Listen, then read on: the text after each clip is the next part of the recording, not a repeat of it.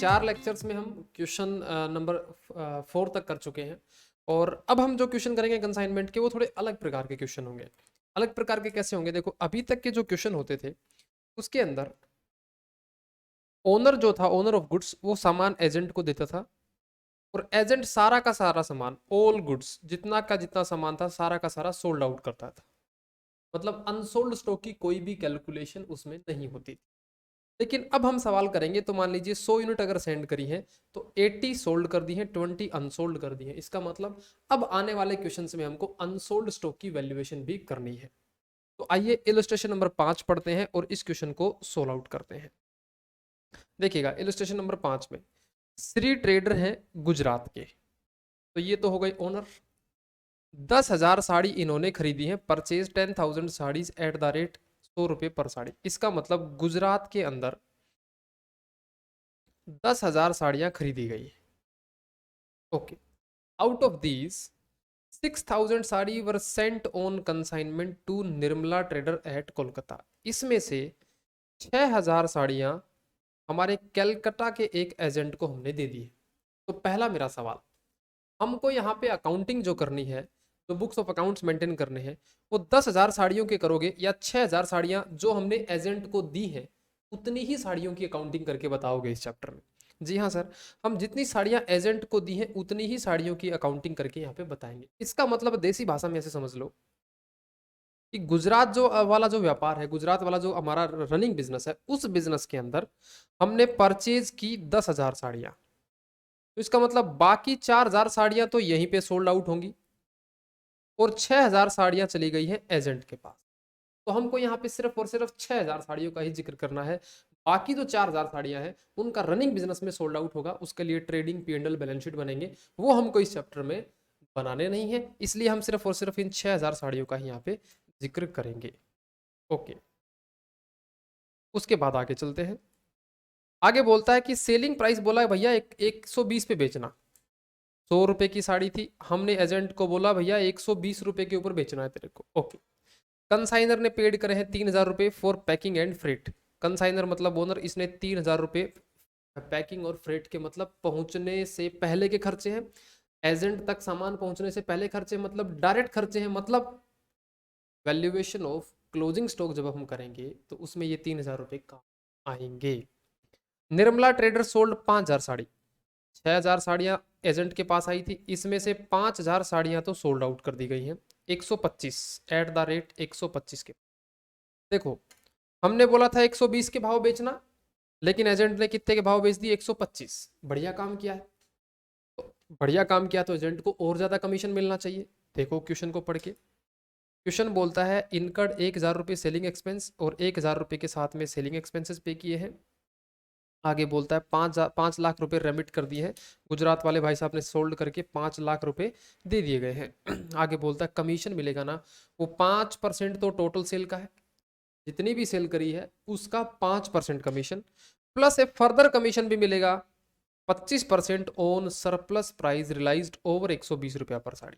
इसका मतलब देखो भाई साहब, 5,000 मल्टीप्लाई 125, ये जितना आएगा इसका 5% तो कमीशन है ही है। साथ ही साथ में जितना एक्सेस प्राइस है, हमने बोला 120, इसने बेचा 125 में, इसका मतलब 5-5 रुपए हर साड़ी पे एक्सेस प्राइस है।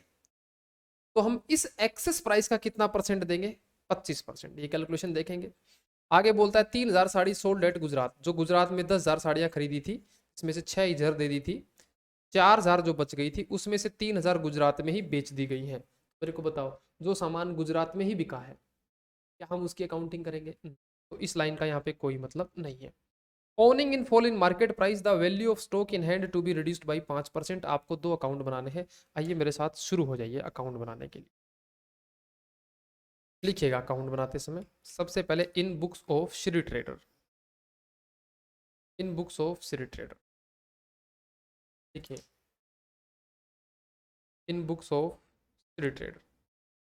थोड़ा सा मैंने पहले बना के रख रखा है आधा question. In books of Shri trader limited, पहला अकाउंट बनाएंगे कंसाइनमेंट। हालांकि कंसाइनमेंट अकाउंट सभी पहले का अकाउंट बनता है गुड्स सेंट ऑन कंसाइनमेंट, जिसमें क्या होता है, ट्रेडिंग से सामान निकालते हैं और एजेंट को सामान देते हैं।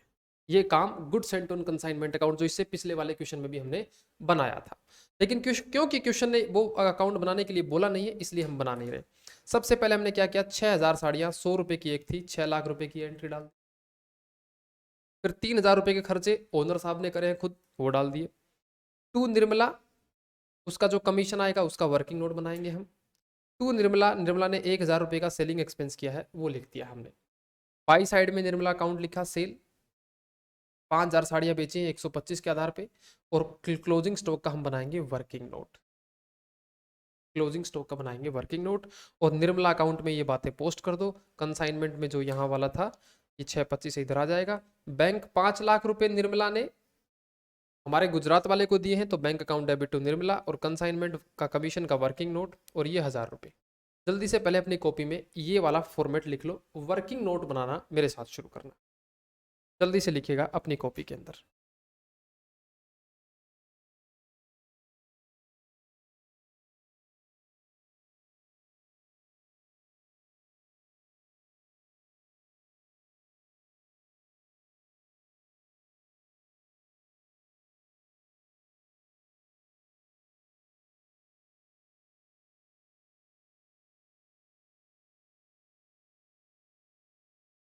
बनाइए। सबसे पहले हम करते हैं कमीशन की कैलकुलेशन। आओ जरा, कमीशन की कैलकुलेशन। तो पहले कमीशन की कैलकुलेशन में लिखना, क्वेश्चन ने बोला था 5% देंगे ऑफ टोटल सेल, और हमारा जो एजेंट है उसने टोटल सेल कितने की करी है, 6,25,000 रुपए की। तो 6,25,000 रुपए का 5%, 6,25,000 रुपए का 5%, 31,250, 31,250। दूसरा कमीशन कौन सा है, ओवरराइडिंग कमीशन। ओवरराइडिंग कमीशन कैसे, हमने तो बोला था भाई देख, 120 के 120 के हिसाब से सामान बेचना, और एक्सेस प्राइस का हम कितना परसेंट देंगे, 25% देंगे। 25% किसका देंगे, 125 रुपए पर साड़ी बेचा है, हमने बोला था 120 के भाव ही बेच लेना, तो 5-5 रुपए एक्सेस प्राइस के ऊपर सेल किया है। कितनी साड़ियां सेल करी हैं, 5,000 साड़ियां सेल करी। तो जरा बताओ ये एक्सेस प्राइस वाला कमीशन कितना आएगा, 6,250 रुपये।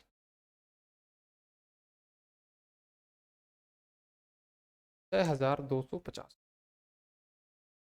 तो लगाइए टोटल कमीशन कितना हो,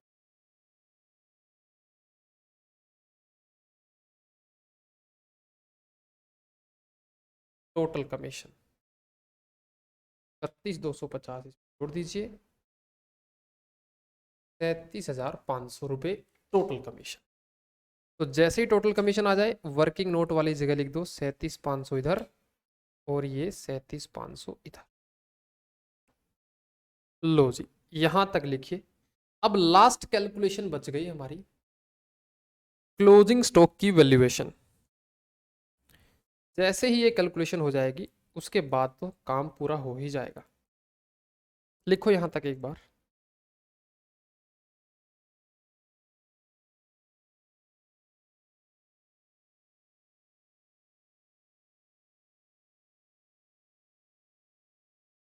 लिखिएगा, दूसरा वर्किंग नोट लिखेंगे हम,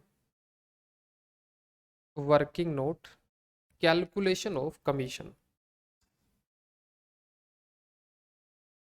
sorry calculation of closing stock.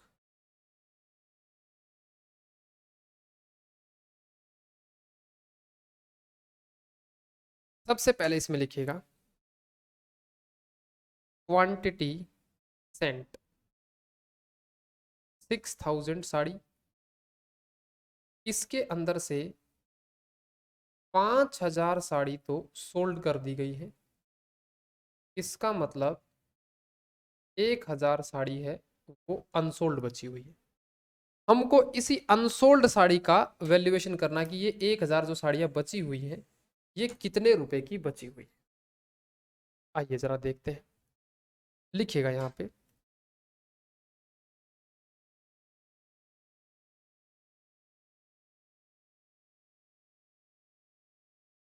लिखिएगा, as per accounting standard number 2, valuation of closing stock will be lower of following. अभी ये बात आपको एक बार कॉपी में मेरे साथ साथ लिखनी है। समझाऊंगा मैं अकाउंटिंग स्टैंडर्ड नंबर 2 क्या होता है, लेकिन एक बार मेरे साथ साथ लिखेंगे। पहला, कॉस्ट प्राइस और नेट रियलाइजेबल वैल्यू, इन दोनों में से जो लोअर हो। नाउ कॉस्ट प्राइस तो निकालना सिखा रखा है मैंने। कॉस्ट प्राइस कैसे निकालते हैं? जितने रुपए का सामान था, 6 लाख रुपए का सामान चला था, पहुंचने तक के कितने खर्चे थे? 3,000, और टोटल 6,000 साड़ियां थी। इसके अंदर से 1,000 साड़ी बच गई है। तो बताइए 1,000 साड़ियां कितने रुपए की है? तो आप कैसे बताओगे? 6 लाख रुपए का सामान था, 3,000 रुपये पहुंचने तक के खर्चे थे, कितने के अंदर 6,000 साड़ियाँ थी। तो बताइए 1,000 साड़ियाँ कितने रुपए की हो गई है? 1,05,100 रुपये की। देखो ये तो मैंने आपको सिखाया हुआ है कि क्लोजिंग स्टॉक की जो वैल्यूएशन करते हैं वो कैसे करते हैं। 6,000 रुपये की साड़ियाँ, 6 लाख रुपए की साड़ियाँ थी, पहुंचने तक के 3,000 खर्चे, इतने में 6,000 साड़ियाँ। तो बताओ 1,000 जो साड़ियाँ बच गई वो कितने रुपए की बच गई? तो 1,05,000 रुपये क्लोजिंग स्टॉक की वैल्यूएशन हो गई। लेकिन इस क्वेश्चन में सिर्फ कॉस्ट प्राइस को नहीं देखेंगे, इस क्वेश्चन में नेट रियलाइजेबल वैल्यू को भी देखेंगे। सर ये नेट रियलाइजेबल वैल्यू क्या होती है? इसी के नीचे लिखो, फिर समझाता हूं आपको। लिखना, net realisable value equal to market price जितना हो minus estimated selling expenses minus estimated commission on sales, that is NRV। एक फॉर्मूला लिखना आपको कि market price minus estimated selling expenses. आओ जरा इसको फिलअप कर देते हैं।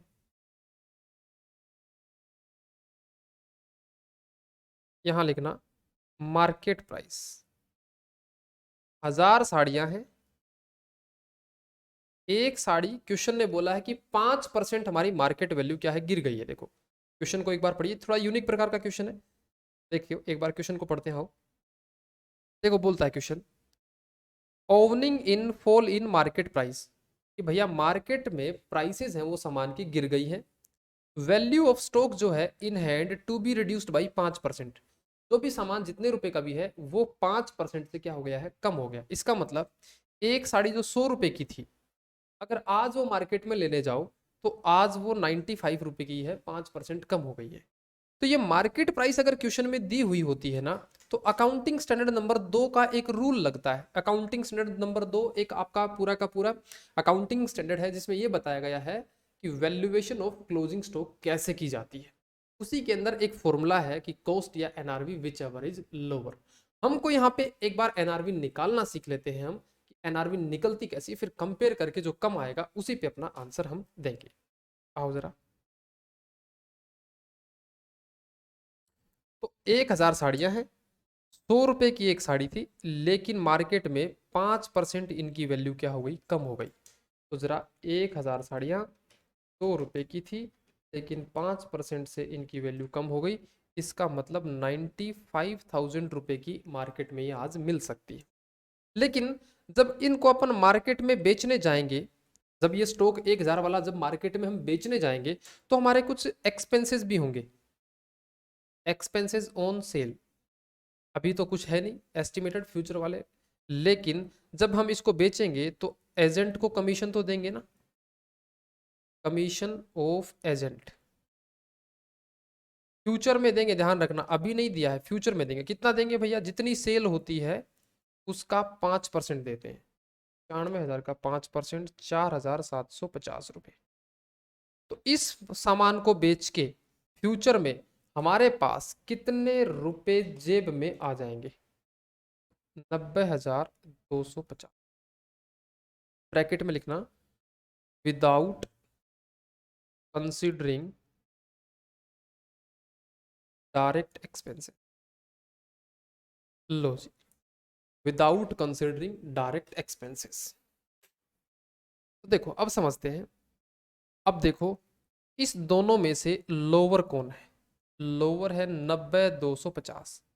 तो हम अपना जो वैल्यूएशन है, जो कॉन्साइनमेंट अकाउंट में दिखाएंगे, वो कितने रुपए दिखाएंगे?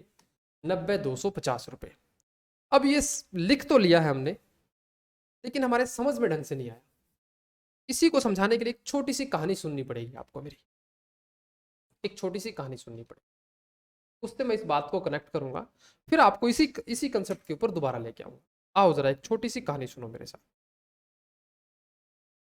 देखो भाई, मान लीजिए मैं एक कंपनी हूं और मेरा ट्रेडिंग अकाउंट में बनाता हूं और ग्रोस प्रॉफिट निकालता हूं। मान लीजिए मैं सामान परचेज करके लाया, 10 किलो सामान परचेज करके लाया 100 रुपए का। बाई साइड में मैंने सेल किया 8 किलो सामान 120 रुपए का। फिर मेरे पास में क्लोजिंग स्टॉक बच गया 2 किलो का। क्लोजिंग स्टॉक मेरा बच गया 2 किलो का। आपके हिसाब से अगर 100 रुपए का सामान है 10 किलो, और इसमें से 2 किलो बच गया, तो कितने रुपए बच गया? 20 रुपए। ये है रियल कॉस्ट पे, ये क्लोजिंग स्टॉक है रियल कॉस्ट पे। तो फिर मैंने दोनों साइड 140 140 लिखा। तो मेरा ग्रोस प्रॉफिट कितना आएगा भाई साहब? 40 रुपए। ग्रोस प्रॉफिट कितना आ गया? 40 रुपए। अब एक छोटी सी बात समझो, अगर मैं अपनी कंपनी का ग्रोस प्रॉफिट बढ़ाना चाहता हूं, और मैं इस तरीके से बढ़ाना चाहता हूं कि ना तो मैं परचेज को कम ज्यादा कर सकता, क्योंकि परचेज के बिल बनते हैं, परचेज के साथ हेरा फेरी करना इतना आसान काम नहीं है। मतलब परचेज को कम ज्यादा करके दिखाना प्रॉफिट को मैनिपुलेट करने के लिए इतना आसान काम नहीं है, क्योंकि परचेज जहां से करते हैं वहां से बिल बनते हैं। सेल को कम ज्यादा करना ये भी हाथ नहीं है, जब अपन सामान को सेल करते हैं तब भी उसके ऑथेंटिकेशन के लिए हम बिल बुक बनाते हैं, कस्टमर को बिल देते हैं। लेकिन मेरे को बताओ, अगर मैं अपनी अपनी कंपनी का ग्रोस प्रॉफिट बढ़ाना चाहता हूं, तो ये 20 रुपए का जो क्लोजिंग स्टॉक है, ये तो मैंने ही तो वैल्यू किया है ना। और अगर मैंने ही वैल्यू किया है, तो मैं अगर इसको बोलूं नहीं भैया 20 का नहीं है, मार्केट में आज के दिन ये 24 रुपए का है, इसलिए मैं अपनी बुक्स ऑफ अकाउंट्स में 24 रुपए दिखाऊंगा, तो मेरे को बताओ, क्या कंपनी वाले अगर इस 20 की बजाय 24 दिखा दे, तो इधर हो जाएगा 144। तो इसका मतलब अब ये 40 प्रॉफिट नहीं आएगा, 44 आएगा। मेरे को आप आत्मा पे हाथ रख के बताओ, क्या रियल प्रॉफिट कंपनी का 40 है कि 44 है? रियल प्रॉफिट हमने मैन्युपुलेट करके 44 कर दिया, वो अलग बात है, लेकिन कंपनी का रियल प्रॉफिट कितना है भाई साहब? 40 रुपए। तो हमने यहाँ पे बोला कि भैया अगर ऐसा रूल कोई बन जाए कि जिससे कंपनी मन मुताबिक क्लोजिंग स्टॉक ना लिख पाए, तो कंपनी अपने प्रॉफिट को फिर मैन्युपुलेट नहीं कर पाएगी। मान लीजिए आपको कंपनी के शेयर्स खरीदने हैं, आपने देखा इस कंपनी का बहुत अच्छा प्रॉफिट है, इसके शेयर खरीदने चाहिए, लेकिन आपको ये थोड़ी ना पता है ये क्लोजिंग स्टॉक की वैल्यूएशन है ना, ये मार्केट प्राइस पे करते हैं, और मार्केट प्राइस तो अपने हाथ की बात, मार्केट में देखा भैया इतने रुपए का मार्केट में है, इतने रुपए का लिख दिया। तो यहाँ पे हम ये कहना चाह रहे हैं कि ऐसा कुछ रूल बनना चाहिए जिससे कंपनी वाले मन मुताबिक अपने क्लोजिंग स्टॉक को बढ़ा के या घटा के प्रॉफिट को कम ज्यादा ना कर दें, क्योंकि क्लोजिंग स्टॉक को जैसे ही बढ़ाओगे घटाओगे उसका डायरेक्टली इंपैक्ट ग्रोस प्रॉफिट पे आएगा। तो एक बात बताओ, आज रियल कॉस्ट प्राइस इसका 20 है, मार्केट में 24 रुपए है, कि भैया कल को फ्यूचर में बेचोगे तो 24 रुपए में बिक जाएगा, तो फ्यूचर की बातें हैं। तो आपके अनुसार दिल की गहराई से बताना, 20 रुपए आंसर होना चाहिए कि 24 रुपए आंसर होना चाहिए? शेयर होल्डर के पॉइंट ऑफ व्यू से रियल प्रॉफिट कब निकलेगा? जब 20 लिखे कि 24 लिखे? आप बोलोगे सर 20 रुपए लिखे जब रियल प्रॉफिट निकलेगा, मतलब 40। आंसर इज लेकिन अगर ऐसा हो जाए रियल कॉस्ट प्राइस तो 20 रुपए है, लेकिन मार्केट में बेचोगे तो ये 17 रुपए का ही बिकेगा। आज के दिन मार्केट के हालात ये है कि 17 का ही बिकेगा। तो मेरे को बताओ, अगर रियल ग्रोस प्रॉफिट निकालना पड़े मुझे, मार्केट के आधार पे मुझे अब एक एग्जैक्ट रियल प्रॉफिट चाहिए, तो मैं अपना क्लोजिंग स्टॉक 20 पे दिखाऊं कि 17 पे दिखाऊं? तो हम बोलेंगे सर अब 17 पे दिखाओ, क्योंकि मार्केट में 17 रुपए का ही आज। तो ये कहां से आया? मेरा प्रूडेंस अप्रोच से आया। प्रूडेंस अप्रोच मतलब फ्यूचर में अगर महंगा दिख रहा तो इग्नोर कर दो भाई, प्रॉफिट को कंसिडर नहीं करना है। और अगर फ्यूचर में लग रहा है लॉस है तो उसको रिकॉग्नाइज कर लो। इसका मतलब हमने एक रूल बना दिया, या तो कॉस्ट प्राइस या तो मार्केट प्राइस जो लोअर हो उसी पे हमको अपना स्टॉक वैल्यू करना चाहिए। तभी हम ग्रोस प्रॉफिट को रियल पोजीशन पे लेके आएंगे और शेयर होल्डर के साथ में true and fair view of books of accounts रख देंगे। तो यहां पे एक रूल, लेकिन एक बात बताओ, अगर क्वेश्चन में मार्केट वैल्यू दी ही ना हुई हो तो हमको एग्जाम में क्या फिर सिर्फ कॉस्ट पे ही लिखना पड़ेगा क्या? हाँ सर, अगर हमको मार्केट क्वेश्चन के अंदर मार्केट वैल्यू के बारे में जानकारी ही नहीं है तो हम कंपेयर नहीं कर पाएंगे, तो हम सिर्फ कॉस्ट जो जानकारी है उसी के आधार पे हम अपना आंसर दे देंगे। तो इसी क्वेश्चन में आओ जरा, इस क्वेश्चन में आओ। इस क्वेश्चन में मैंने बोला देखो, मेरा रियल कॉस्ट प्राइस है क्लोजिंग स्टॉक का 1,05,000 रुपए, या तो मैं इतना दिखाऊं, या ये सामान फ्यूचर में कितने रुपए में बिक सकता है, इसको बेच के मेरे पास में नेट मेरी जेब में कितने रुपए रियलाइज हो जाएंगे। तो इसका आंसर आया 90,250। तो मेरे को बताओ, शेयर होल्डर के साथ में हम अपनी कंपनी की ट्रू एंड फेयर पोजीशन अगर प्रेजेंट करना चाहें तो हम अपने क्लोजिंग स्टॉक को 1,05,000 पे दिखाएं या 90,250, क्योंकि मार्केट वैल्यू आज के दिन अगर बेचेंगे तो 90,250 रुपए ही मिलने वाले हैं। तो हमने बोला इन दोनों में से जो लोअर हो उस पे दिखाओ, क्योंकि फ्यूचर एक्सपेक्टेशन के आधार पे आज रियल प्रॉफिट को इंक्रीज थोड़ी ना कर सकते, नहीं कर सकते। इसलिए हमने एक प्रूडेंस अप्रोच के तहत अकाउंटिंग स्टैंडर्ड नंबर 2 बनाया गया और उसमें एक बातें लिखी गई कि वैल्यूएशन ऑफ क्लोजिंग स्टॉक है आप कॉस्ट प्राइस पे या फिर आप मार्केट प्राइस या फिर एनआर। लेकिन ध्यान रखना, ये सॉल्यूशन है without considering direct expenses, proportionate direct expense नहीं जोड़े हैं। दूसरी एजम्पशन यहाँ पे ये हो सकती है, अगर आप यहाँ पे विद कंसीडरिंग डायरेक्ट एक्सपेंसेस लिखेंगे तो आंसर थोड़ा अलग आएगा, वो भी एक्सेप्टेबल है। ये आंसर भी एक्सेप्टेबल है, हमारे मॉड्यूल में ये वाला आंसर किया गया है, ठीक है। और अगर मान लीजिए कोई और बुक देखेंगे सीए वगैरह की तो उसमें विद कंसीडरिंग एक्सपेंसेस भी आपको मिल सकता है। क्योंकि हम अपना मॉड्यूल फॉलो कर रहे हैं तो मैं बोलूंगा कि इसी को फर्स्ट प्रेफरेंस के आधार पर लेके चल सकते हैं। आइए आगे चलते हैं। तो हमारा ये कॉपी में लिख लेना है ये बातें, और यहाँ पे क्लोजिंग स्टॉक की वैल्यूएशन में 90,250 रुपए आप यहाँ पे लिख देंगे। 90,250। अगर मार्केट वैल्यू क्वेश्चन में दी ही ना हुई होती तो फिर हम रियल कॉस्ट प्राइस पे लिखते 1,05,000। अब ये क्वेश्चन हमारा पूरा हो गया है, बस अब तो इसका निकालना है हमको, नेट प्रॉफिट निकालना है। तो ये आ जाएगा आपका 7,15,250, 7,15,250, और प्रॉफिट आ जाएगा आपका 7,3750। एक बार मैं कैलकुलेटर से कैलकुलेट भी मार के देख लेता हूँ। 6,25 प्लस 50,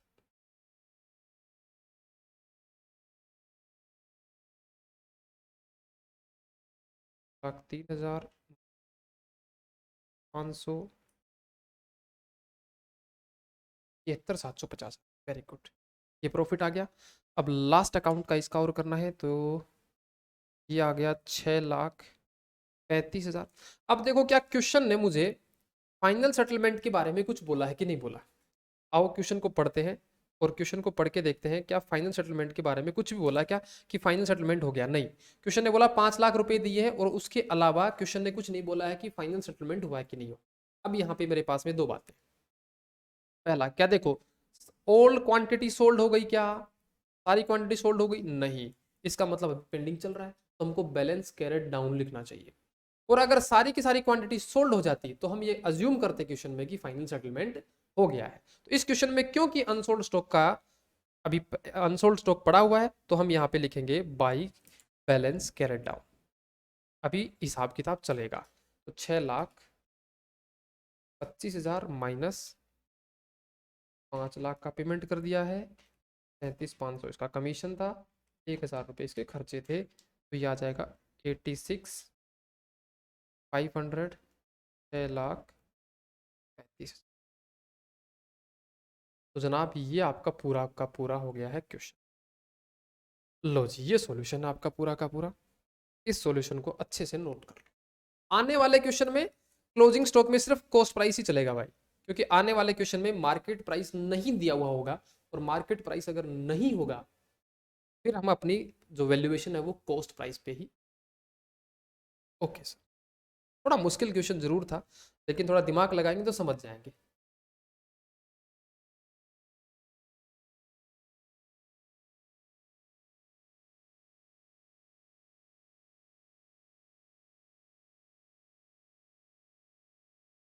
चलिए अब 5 के बाद आते हैं अपन सिक्स्थ वाले क्वेश्चन पे।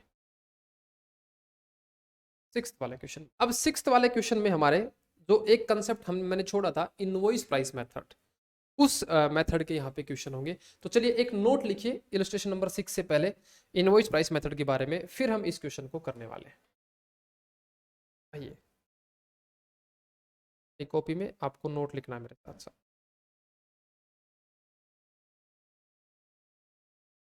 लिखिएगा note, invoice price method, invoice price या परफॉर्मा इनवॉइस,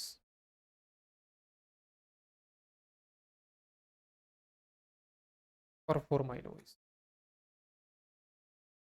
इसके अंदर लिखना सम टाइम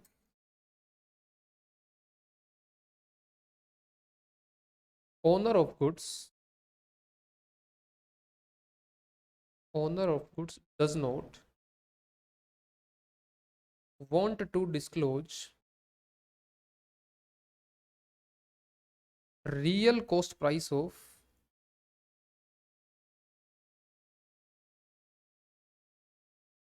goods। कई बार ओनर जो है वो रियल कॉस्ट एजेंट को नहीं बताना चाहता। क्यों नहीं बताना चाहता, अभी एग्जांपल देने वाला हूं। आगे लिखिए, in this case consignor make a invoice of goods, make a invoice of goods and print a price and print a price print a price by adding some loading amount, some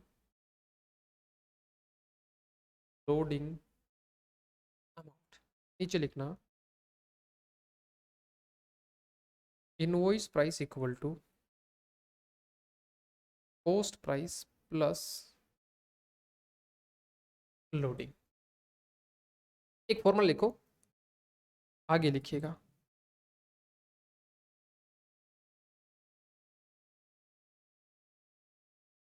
this loading amount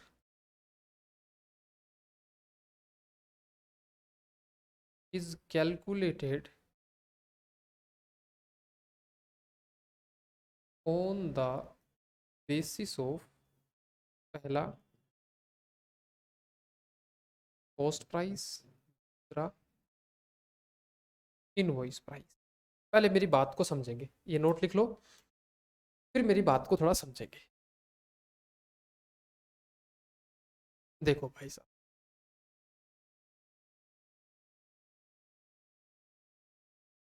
एक छोटी सी कहानी सुनेंगे। ये है owner, owner of goods जो कि जयपुर में रहता है, जयपुर में रहता है। इसने अपना एक एजेंट अपॉइंट किया, एक एजेंट अपॉइंट किया। अब मामला क्या है कि कोई भी बिजनेस का ओनर अपने सीक्रेट डेटा, अपना जो ओरिजिनल डेटा है वो किसी के साथ शेयर नहीं करता है। मान लीजिए आपके घर पे कितना सोना पड़ा है, क्या आप पड़ोसी के साथ शेयर कर? नहीं सर, हम बिल्कुल भी शेयर नहीं करते। इसी प्रकार एक ओनर अपने बिजनेस की जो सीक्रेट है, जो रियल कॉस्ट प्राइस है, वो नहीं बताता। जैसे मान लीजिए आप पार्ले जी कंपनी के बिस्किट खाते हैं, तो क्या आपको पता है पार्ले जी कंपनी का कॉस्ट प्राइस क्या है? बस आपको ये पता है कि सेल प्राइस कितना है। कॉस्ट प्राइस के बारे में कभी कंपनी इंफॉर्मेशन डिस्क्लोज नहीं करती है। तो आइए इस केस को समझते हैं। हुआ क्या कि भाई साहब एक सामान है जिसका रियल कॉस्ट प्राइस 200 रुपये है। रियल कॉस्ट प्राइस है 200 रुपये। ये सामान हमने दे दिया एजेंट को और हमने बोला भाई साहब एजेंट जी आप इस सामान को बेचो, और आप इस सामान को बेचना है 300 रुपये में बेचना है आपको। सेल प्राइस कितनी बताई हमने एजेंट को? 300 रुपये में बेचना है। एजेंट ने अपने कस्टमर को 300 रुपये में चिपका दिया, सामान बेच दिया। एजेंट के पास में कैश कितना आया? एजेंट के पास में 300 रुपये कैश आया। अब एजेंट के पास में जानकारी आ गई, अच्छा मेरे मालिक ने 300 रुपये की सेल मुझसे करवा ली। फिर ये बोलेगा इस सेल के बदले में कॉस्ट कितनी लग रही है मालिक की? 200 रुपये। इसका मतलब एक यूनिट बेच दिया तो मालिक साहब को मेरे कारण प्रॉफिट कितना हो गया? 100 रुपये। और इस 100 रुपये में से अब मालिक साहब मुझे क्या देंगे? कमीशन देंगे। वो देते हैं मान लीजिए सेल का 10% कमीशन देते हैं। तो 300 का 10% कितना हो गया? 30 रुपया। 300 का 10% कितना हो गया? 30 रुपया। इसका मतलब नेट प्रॉफिट जो बचता है ओनर साहब को, वो कितने रुपए का बचता है? 70 रुपये। एजेंट के मन में लड्डू फूटा। एजेंट ने क्या सोचा, अरे भाई जयपुर में रहता है और मैं रहता हूं दिल्ली में, मैं एजेंट दिल्ली में, इस जयपुर वाले को जानता ही कौन है? कुछ समय कुछ दिन व्यापार करने के बाद एजेंट के मन में एक ख्याल आएंगे, सारा काम तो मैं करता हूँ, कस्टमर मैं लेके आता हूँ, पैसे मैं लेता हूँ, बेचता हूँ मैं हूँ, सारा काम तो दिल्ली में मैं देखता हूँ, दुकान मेरी, वर्कर मेरे। 300 रुपए का सामान बिकता है, 200 रुपए की लागत है, तो एक पे 100 रुपए का प्रॉफिट होता है। 100 रुपए में से 30 रुपए मेरे कमीशन हो जाते हैं, तो बाकी के 70 रुपए घर के। अब मन में लड्डू फूट गया। इसने सोचा क्यों ना मैं ही ओनर बन जाऊं और मैं एजेंट रखूं, ताकि मैं अच्छा मोटा प्रॉफिट कमा सकूं। बताओ एजेंट के मन में ये ख्याल आएगा कि नहीं आएगा? बिल्कुल आएगा सर। जैसे जैसे बिजनेस ग्रो होता जाएगा एजेंट के मन में ये ख्याल जरूर आएगा। तो लेकिन बात बताओ, अब इसके पॉइंट ऑफ व्यू सोचो, क्या इसको ये बात पहले से नहीं पता है क्या कि अगर रियल कॉस्ट इस वाले भाई साहब के साथ में शेयर कर दी तो खतरे से खाली नहीं है? तो अब ये क्या करेगा? इसी का तोड़ निकालने के लिए अब ये एक अरेंजमेंट करेगा। अरेंजमेंट क्या करेगा? अरेंजमेंट ऐसे करेगा, ये बोलेगा भाई साहब ये 200 रुपए का सामान नहीं है, ये बताएगा इसको ये 250 रुपए का सामान है। झूठ बोला ना इसने। 200 वाले सामान को कितने का बोल रहा है कि भाई साहब 250 रुपए का सामान है। आप एक काम करना, या तो 250 पे बेच देना या 250 से ज्यादा 300 पे बेच देना। अब हमने एजेंट को 250 रुपए रियल कॉस्ट बताई हमने एजेंट को, तो मेरे को बताओ कितने रुपए की हमने झूठ बोली? हमने सर 50 रुपए की झूठ बोली। इसी 50 रुपए की झूठ को अकाउंटिंग में कंसाइनमेंट चैप्टर में क्या बोला जाता है? लोडिंग। लोडिंग मतलब कुछ अमाउंट ऐसे ही ऐड कर दिया कुछ लोगों को दिमाग को भ्रमित करने के लिए। तो ये किसके पॉइंट ऑफ व्यू से बात कर रहा हूं मैं? सारी ओनर के पॉइंट ऑफ व्यू से बात कि 200 वाले सामान को कितने रुपए का बताया है? 250 रुपए का बताया है। 250 रुपए का। अब ये 250 रुपए से कैलकुलेशन करेगा। कैलकुलेशन कैसे करेगा? ये बोलेगा अच्छा 300 रुपए का मैंने बेचा, 250 रुपए की लागत, इसका मतलब प्रॉफिट होता है 50 रुपया एक को बेचने पे। मेरे को कमीशन मिलता है सेल्स का 10%, मतलब 30 रुपया मेरे को कमीशन मिलता है। तो इसका मतलब 20 रुपए कौन कमा रहा है? ओनर कमा रहा है। मेरे को बताओ, अगर ऐसी अरेंजमेंट कर दे हम, अपने एजेंट को रियल डेटा दे ही ना, तो एजेंट क्या सोचेगा? एजेंट सोचेगा देखो सारा रिस्क किसका है? ओनर का। सामान भेजता है, फिर मैं बेचता हूं, फिर पैसा आता है, फिर मैं वापस पैसा रिमिट करता हूं, और इस पूरे प्रोसेस में टोटल प्रॉफिट 50 होता है। 50 में से 30 रुपया तो मुझे ही मिल रहा है, ना तो मैंने पैसे लगाए, ना मैंने कोई ऐसा कोई रिस्क लिया, ना मेरा कोई दिमाग का मैंने काम किया, बस सामान आया, रखा, बेचा, खत्म। और मेरे मालिक साहब जिनके सारी रिस्क वगैरह है वो 20 रुपए कमा रहे हैं, मैं 30 कमा रहा हूं, मेरा मालिक 20 कमा रहा है। और इस प्रकार ये अब बताओ मेरे को, क्या ये रियल थॉट, मतलब ये वास्तविकता से कोसों दूर हो गया ना। और ये अपने बच्चों को बोलेगा, बेटा कभी मालिक मत बनना, क्योंकि मालिक 20 रुपए ही कमाते हैं। एजेंट बनना बेटा, 30-30 रुपए कमाओगे।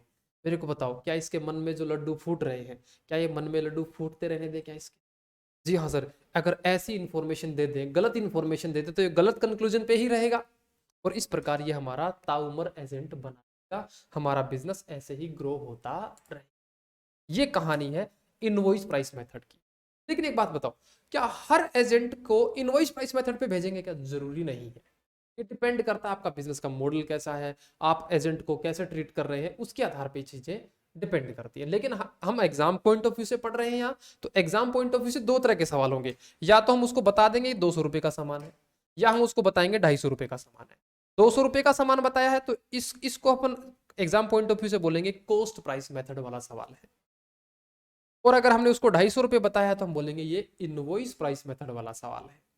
तो अभी तक जो हमने सवाल किए हैं वो कॉस्ट प्राइस वाले मेथड वाले सवाल थे, और अब हम जो सवाल करेंगे वो इनवॉइस वाले सवाल करेंगे। इनवॉइस प्राइस मेथड कुछ नहीं है, एजेंट को मैनिपुलेट करने का एक तरीका है, कि जो सामान जितने का है उतने का मत बताओ, उससे थोड़ा ज्यादा का बता दो, ताकि वो प्रॉफिट का कैलकुलेशन करता रहे और हमेशा हमेशा के लिए, है ना। इसी कहानी को आइए थोड़ा सा अपने शब्दों में लिख लेते हैं। यही बात मैंने यहाँ पे आपको लिखवाई है।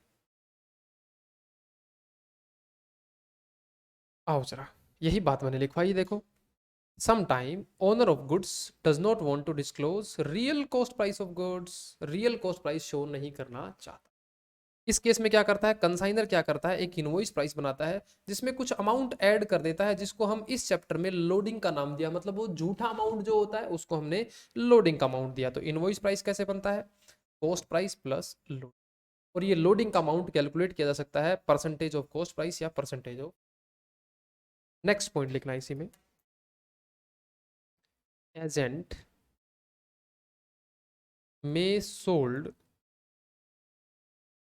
गुड्स ऑन इनवॉइस प्राइस और above the invoice price. Agent जो है सामान को या तो इनवॉइस प्राइस पे ही बेचते या इनवॉइस प्राइस से ज्यादा भी बेचते। जरा आगे लिखो, जैसे मान लीजिए मैं फिर से एक बार लिखता हूं, ऐसे चलेगा इक्वेशन, कैसे चलेगी देखो, इक्वेशन चलेगी ऐसे, सबसे पहले कॉस्ट प्राइस, फिर उसमें जुड़ेगी लोडिंग, फिर ये बनेगा इनवॉइस प्राइस, फिर हो सकता है फिर हो सकता है इसके अंदर कुछ एक्सेस जुड़ के बन जाए सेल प्राइस। सेल प्राइस ज्यादा भी हो सकती है या इक्वल टू भी हो सकता है सेल प्राइस, या तो इनवॉइस पे बेच दो या इनवॉइस से ज्यादा पे बेच दो। एग्जाम्पल लिखना, एग्जाम्पल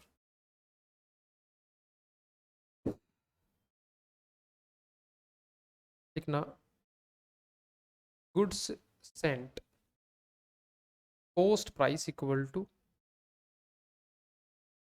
20,000 रुपए का सामान था, फिर मैंने लिखा loading equal to 20% of cost price, फिर लिखना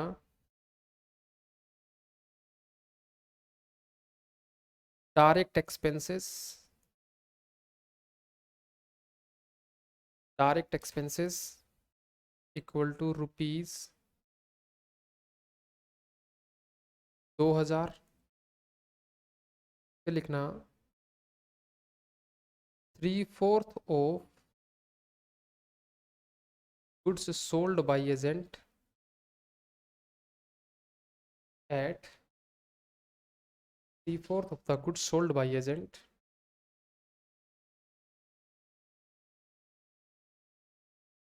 लिखना 3/4 of the goods sold by agent कितने रुपए में बेच दिया गया है? 25,000 रुपए में।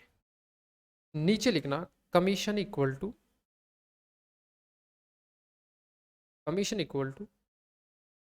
5% of sale, 5% of sales and 2% overriding commission, 2% overriding. Prepare consignment account. आपको क्या करना है? कंसाइनमेंट अकाउंट बना के दिखाना है। छोटा सा एग्जांपल है, इसी बात से हम इनवॉइस प्राइस मेथड सीखने वाले हैं। आओ जरा इसका लिखो सॉल्यूशन।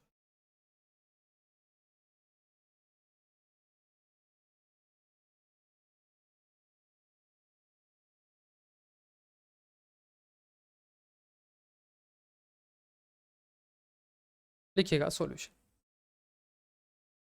सॉल्यूशन से पहले एक छोटा सा वर्किंग नोट लिखेंगे कि भैया इनवॉइस प्राइस है कितना। इनवॉइस प्राइस होता है कॉस्ट प्राइस प्लस लोडिंग।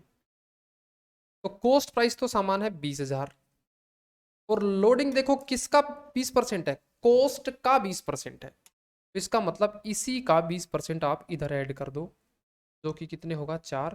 तो ये कितना आ जाएगा 24,000 रुपये। इसका मतलब हम 20,000 रुपये का जो सामान है एजेंट को कितने रुपए का बता रहे हैं? 24 का। एक छोटी सी बात और पूछूंगा, हम ट्रेडिंग अकाउंट से कितने रुपए का सामान निकालेंगे? 20,000 रुपये का। और हम एजेंट को घुमाने के लिए, जो अभी भी स्टोरी बताई थी उसमें घुमाने के लिए ट्रेडिंग से 20 का सामान निकालेंगे। लेकिन क्या हम एजेंट को 20,000 रुपये का सामान बताएंगे? क्या नहीं। हम एजेंट को बताएंगे साहब ये 24,000 रुपये का सामान है, चाहो तो 24 में बेच देना या 24 से ज्यादा पे बेच देना। तो इसका मतलब हम जो पहली एंट्री करेंगे ट्रेडिंग वाली वो तो 20,000 से ही होती है, और ट्रेडिंग से निकाल के हम एजेंट को सेंड जब करेंगे तो वो एंट्री कितने रुपए से होगी? 24,000 रुपये से। आओ जरा इसी बात को कंसाइनमेंट अकाउंट में अपने को लिखना है। लिखिए जी कंसाइनमेंट अकाउंट।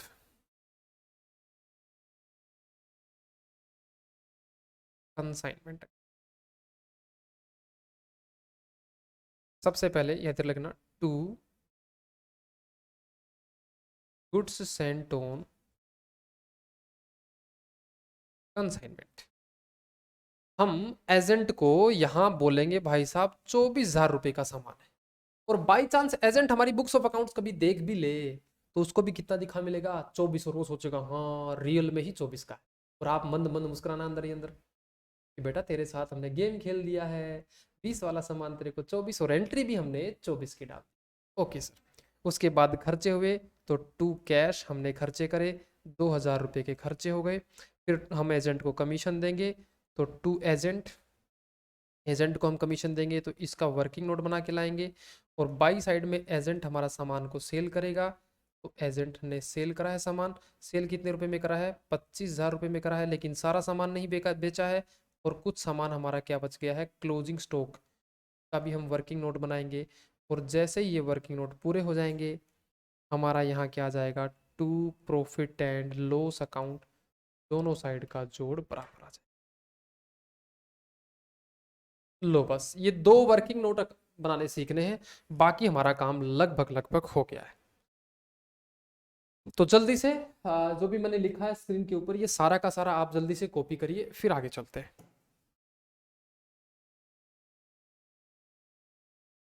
लो जी अब आ जाते हैं वर्किंग नोट के ऊपर।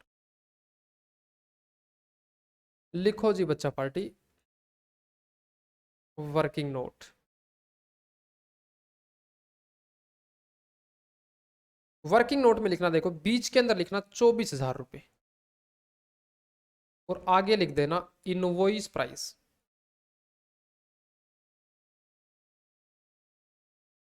24,000 रुपये इनवॉइस प्राइस। इस 24,000 में से क्या हमने सारा सामान बेच दिया? क्या नहीं, 3/4 सामान ही बेचा है, बाकी सामान अनसोल्ड है। तो यहाँ लिखना 3/4 और यहाँ लिखना 1/4। तो 3/4 बेचा है, उसका इनवॉइस प्राइस कितना है? तो इसका मतलब 24,000 रुपये का सामान था। 24,000 रुपये का सामान में से 3/4 सामान बेच दिया, इसका मतलब 18,000 रुपये का सामान हमने कितने में बेचा है? एजेंट ने 18,000 वाला सामान 25,000 में बेचा। तो अनसोल्ड अनसोल्ड वाला कितना बच गया फिर? 24,000 डिवाइड बाई 4, 6,000 रुपये का इनवॉइस। इनवॉइस तो हमने कमीशन निकालना है। कमीशन दो प्रकार का है, तो लिखिएगा इसी के नीचे। पहला कमीशन होगा जी आपका 5% ऑफ 25,000, क्योंकि सेल 25,000 की है, तो 25,000 का 5%, 1,250 रुपये तो कमीशन ये हो गया। 2% overriding commission. Over riding बोले तो हमने बोला एजेंट जी देखो, जो सामान 18,000 का इनवॉइस था, वो सामान आपने 18 में नहीं बेचा। हमने बोला था 18 में बेचना है, 18 से ज्यादा बेचना। 18 वाला सामान कितना ज्यादा एक्सेस, कितना ज्यादा बेच दिया? 2 और 5 7,000 एक्सेस पे। तो हम बोलेंगे भाई देखो 2% हम देंगे आपको, 25,000 में से 18,000 काट दो, जो एक्सेस पे बेचा है उसका। तो 25 में से 18 गएंगे, 5 और 2 7,000 का 2%, 140 रुपये यहाँ से ले लो। और बताओ भक्तों, टोटल कमीशन कितना हो गया? तो 1,250, 1,390 रुपये। इसका टोटल कमीशन कितना हो गया? 1,390 रुपये। तो कमीशन वाले में लिख दो यहाँ 1,390। अब तो एक एंट्री उधर बची है क्लोजिंग स्टॉक वाली, और फिर एक दो एडजस्टमेंट एंट्री हमको करनी पड़ेगी, बस बाकी काम अपना पूरा का पूरा। तो पहला वर्किंग नोट यहाँ पे कंप्लीट हो गया हमारा। अब लिखिएगा यहाँ पे working note number 2, closing stock. तो क्लोजिंग स्टॉक कैसे निकालूंगा? पहुंचने तक के खर्चे ऐड करने होते हैं।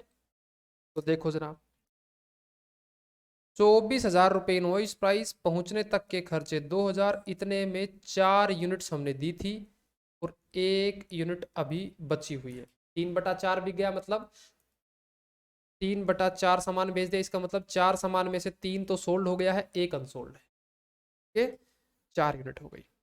तो जनाब 24,000 प्लस 2,000 बाई 4 इक्वल टू 6,500।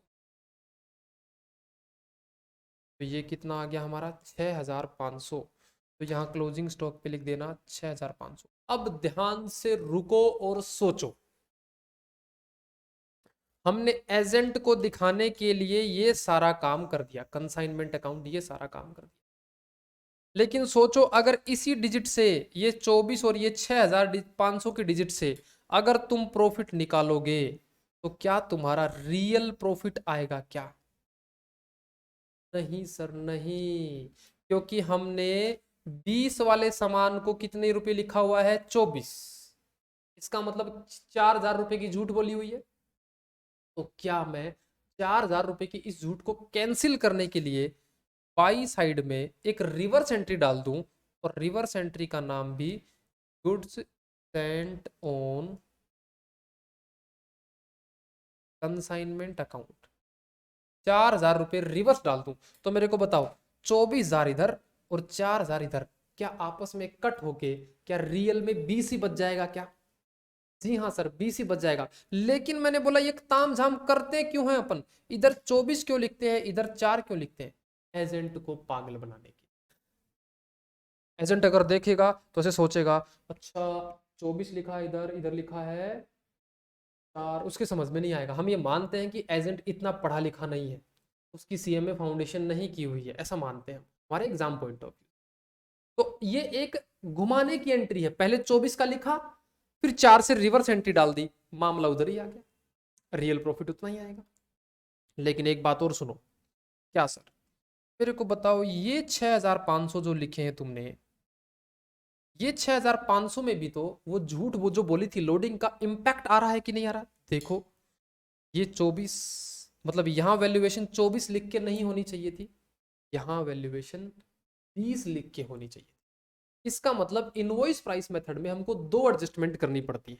पहली एडजस्टमेंट, जब सामान हम सेंड कर रहे हैं तो हम झूठा प्राइस लिखेंगे, उस झूठ को कैंसिल करने के लिए बाई साइड में उतने जितने रुपए की लोडिंग है उतने रुपए से रिवर्स एंट्री डालनी पड़ेगी, पहला काम। दूसरा काम, जो हमारा क्लोजिंग स्टॉक होगा उस क्लोजिंग स्टॉक में भी उस झूठ का इंपैक्ट, उस लोडिंग का इंपैक्ट आ रहा होगा, उसको रिवर्स करने के लिए हमको क्या करना पड़ेगा, एक एंट्री यहां डालनी पड़ेगी, किस नाम से, टू स्टॉक रिजर्व। एक एंट्री यहां डालनी पड़ेगी और फिर अपना क्या निकलाएगा, प्रॉफिट एंड लॉस अकाउंट। इसी जो लोडिंग को निकालने के लिए कैसे करोगे आप, बस एक एक वर्किंग नोट बनाओगे लोडिंग के लिए।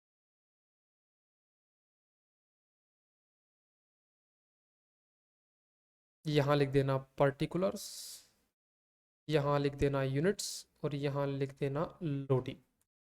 हमने बोला भाई देख, गुड्स सेंड जो थे ना वो थे आपके 4 यूनिट थी, और झूठ कितने रुपए की थी, 4। 20 वाला सामान कितने का दिया था, 24 का, मतलब 4000 रुपए की। तो बताओगे गुड सेंट पे अगर लोडिंग 4000 थी तो इसी गुड सेंट में से अनसोल्ड कितना बच गया, एक। तो एक पे लोडिंग कितनी थी, तो आप बोलोगे देखो 4000 लोडिंग 4 पे थी तो एक पे लोडिंग कितनी है, एक। तो आपको जस्ट सिंपल क्या करना है, 1000 रुपये लोडिंग इधर लिख देनी, बस। दो एंट्री एक्स्ट्रा करनी है और एजेंट इस एंट्री के बीच में वो घूम जाएगा, आपको नहीं घूमना, ध्यान रखना, आपको नहीं घूमना मेरे भाई, एजेंट को घुमाया है हमने। 20 की जगह 24 लिखा, 4 दूसरी साइड लिख दिया, फिर यहां 6500 लिखा, इसमें 1000 इधर लिख दिया, माम। अब हम जो प्रॉफिट निकालेंगे वो बिल्कुल ट्रू प्रॉफिट होगा। आओ जरा देख लेते हैं, 25,000 प्लस 6500 प्लस 4000, ये आया आपका 35,500 रुपये, माइनस 24,000, माइनस 2,000, माइनस 1390,000, प्रॉफिट आ गया जी 7,110, 35,500। तो ये था इनवॉइस प्राइस मेथड का क्वेश्चन। तो दो काम ज्यादा करने पड़ते हैं एजेंट को घुमाने के लिए, जब सामान दिया है तब थोड़ा सा झूठ बोलनी पड़ती है और उस झूठ को रिवर्स एंट्री करके निकालना होता है। फिर क्लोजिंग स्टॉक की वैल्यूएशन जब करते हैं तो वहां जो झूठ बोली उसका इंपैक्ट आता है, उस इंपैक्ट को करने के लिए दूसरी साइड। तो चलो ये एग्जाम्पल पूरा हो गया और इसी के नीचे आपको दो एंट्रियां लिखनी है, दो एंट्रियां लिख लेंगे। पहला लिखेंगे ऑन गुड्स सेंट, पहली एंट्री अपन लिखते थे consignment account debit to goods sent on consignment, ये करते थे हम इनवॉइस प्राइस से, इनवॉइस प्राइस से एंट्री करते थे। और इसी इनवॉइस प्राइस को कॉस्ट प्राइस बनाने के लिए एक रिवर्स एंट्री करते थे। तो रिवर्स एंट्री क्या हो जाएगी, गुड्स सेंट ऑन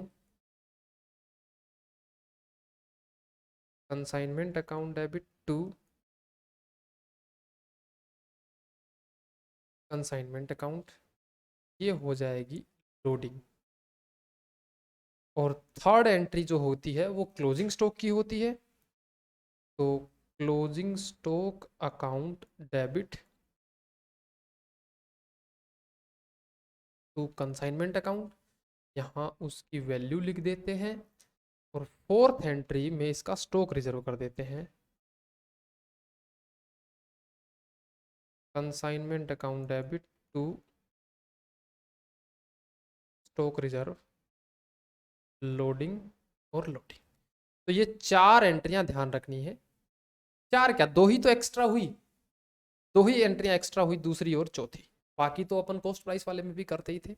तो यहां तक आप नोट करिए। अब हम क्वेश्चंस पे आ सकते हैं, इनवॉइस प्राइस वाले क्वेश्चंस के।